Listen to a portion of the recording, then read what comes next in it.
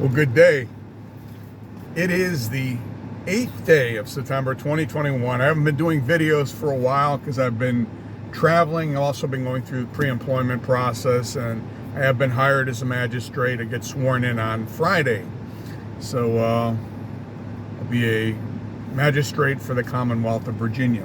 What I want to talk about today, got a couple of things that people are writing about and have questions about, but what I want to talk about is a new vacancy announcement that came out on usajobs.gov, and it is for the Air Force Office of Special Investigations, a civilian position.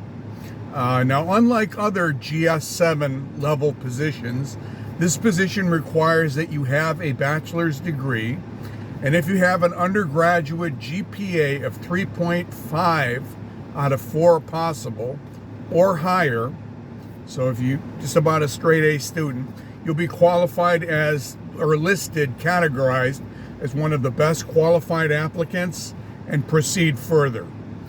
Now, I did a video previously on the Air Force Office of Special Investigations. In a moment, we'll take a look at the vacancy announcement. It doesn't mention training. It says that it's kind of like an on-the-job training type of thing. But again, what they're looking for is people with UCMJ experience. So if you are an enlisted member of the Air Force Office of Special Investigations and you have a bachelor's degree with a high GPA, this would be the perfect job for you, I think. So, it's definitely a good opportunity. And again, like I said, I've done one on the Air Force Office of Special Investigations previously. So let's take a look at that vacancy announcement, and then we'll take it from there. Okay, and as I stated in the intro, this is the vacancy announcement. It's for GS7, GL7, roughly the same thing. Opened on the 1st, closes on the 18th of October. The work locations are at all these different Air Force bases. So, I guess you can put in for any or all. I would recommend putting in for all. They do not give you, they may qualify you for relocation if you work for the federal government already. And this is a formal Air Force intern position, is what it says. And as such, it's centrally funded by headquarters of the Air Force. And in any event, what you're going to be doing is basic criminal investigation.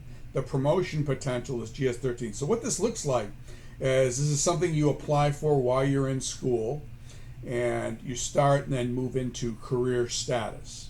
That's what it looks like to me. Again, I'm not in the Air Force, never been in the Air Force. One branch I was never in, but the requirements are the same as any other federal agency. And it says here, and this is what's very interesting, of course, you do get law enforcement availability pay, and you're eligible for the retirement, so you can't be over 37 unless they waive you. But this position has an education requirement, and this is how you will be evaluated. And this part is very important. Best qualified, master's or bachelor's degree with 3.5 or higher. Highly qualified, bachelor's degree with 2.95 and qualified. Associate's degree in 12 months, but it says applicants in the best qualified category, that's master's or bachelor's with 3.5, will be selected for further review. So there you go with that. They want high academic achievement, and apparently, I think what they're looking for with civilians going into this is people who are skilled and will be able to work in procurement fraud. I don't think, the guy in the UCMJ who beats up his wife and needs to be investigated because he beat, that they certainly do those kind of things, and the military personnel assigned handle those kind of investigations. But when you get into complex issues such as white collar crime, people defrauding the Space Force, those kind of things, well, first of all, the military personnel can't do that. They're not authorized to serve civilian search warrants or do things off base, so it has to be civilians. And I've got a real short video I'm going to put on following this, and then I'll come back and explain it. But if you do want to apply for it, if you are qualified, get your application in by the 18th of October. Hi, I'm Bob Qualwasser, Director of the Air Force OSI Office of Procurement Fraud. In the world of space launch, the relationship between the government and its prime contractor is extremely complex and oftentimes serves as a conduit for fraudulent activity. With the creation of the new office, OSI will be able to combat fraud in both an offensive and defensive manner. We here at the OSI Office of Procurement Fraud are here to help make sure the U.S. taxpayer gets all they are paying for through the detection of contract fraud, waste, and abuse. Since 2001, nearly $1.9 billion has been recovered as a result of OSI's fraud mission. The Air Force saw more than $81 million of those recoveries in fiscal year 2013 alone. Our office currently has ongoing procurement fraud investigations involving cost mischarging, falsified testing of aircraft and space parts, counterfeit parts, and the leaking of source selection material. This is unacceptable to the Air Force, DoD, and the taxpayer. At the Office of Procurement Fraud, we receive contractor voluntary disclosures and encourage employees to report fraudulent activities through the fraud hotline. And that's about it. Again, if that's something that you're interested in, you have a high GPA. What surprises me is that they don't discuss academy training. I believe they go to Glencoe, the Criminal Investigators Training Program.